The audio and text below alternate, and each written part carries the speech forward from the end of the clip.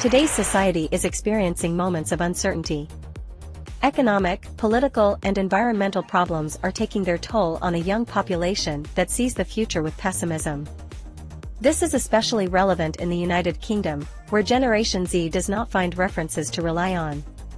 This uncertain future is the starting point of KFC's advertising campaign. The American restaurant chain places us in a dystopia where the only way forward is to believe a chicken.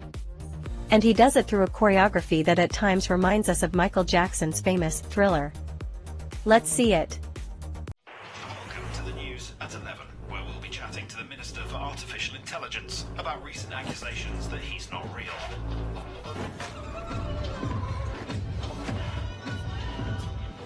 Just don't get it anymore.